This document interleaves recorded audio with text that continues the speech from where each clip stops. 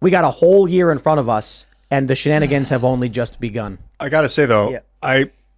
I just don't, I'm kind of resigned to accept that Trump's not going to be president, and it doesn't matter anyway, because the president ain't going to fix this. It's going to be the private sector. The president can stand by and say no, but cannot make anything happen. The public is going to make a change. If we're really going to have some sort of psychological revolution in this country, it's not going to happen from the top. But the top will be involved.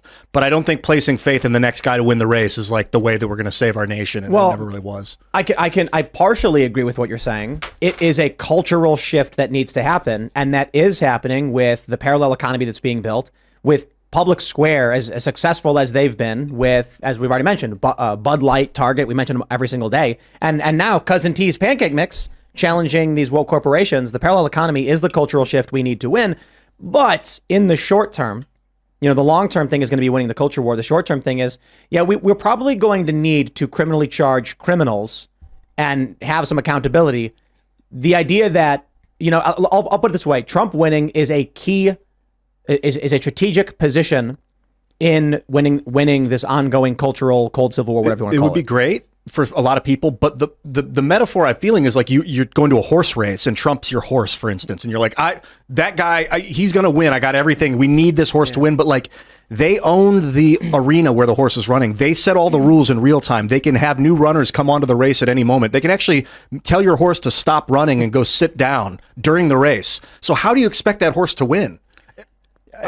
Well, first of all, I want to get something out the way.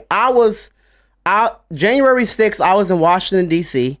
I was there at the rally. Now, I did not go to the Capitol, so FBI don't come knocking on my damn door. I did not go to the Capitol, but I was there, and Trump had nothing to do with people busting out windows or whatever was going on at that Capitol. He did not tell people to riot. Trump is all about peace. He's all about peace, and I was there. So them going after him for January 6th is just straight up bogus. So I just want to get that out the way because I was there. Now, you are right. So we do need really listen. Will things change? Probably not. But we still need Trump in office. We need him in office. And yes, the Democrats and the damn deep state is running this and running that. But we can't just sit back and say, well, if Trump win, it doesn't really matter. Like, that's not the attitude to have. Well, what are you hoping? What are you hoping for with a Trump victory? Like, if Trump wins, what do you see that? Well, first of all, I want Trump to continue to do what he was doing. He was making this country great again. He had a lot of stuff in store for America, but also I want Trump, which a lot of people don't want him to do. Oh, Trump, you shouldn't go after them. You shouldn't. That whole retribution thing is not good. Trump should go after these criminals too. He should go after these people who are causing all of this chaos in America. That's what he needs to do. And if he doesn't win, who's going to go after them?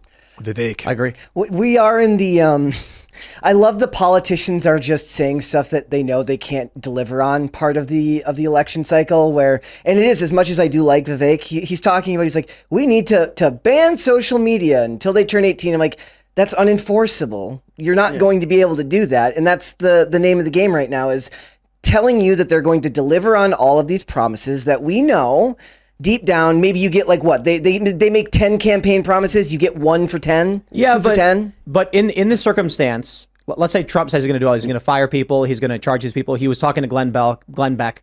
Glenn Beck said, do you go after these people? And he's like, well, you have no choice based on what they've been doing. It's really, really simple.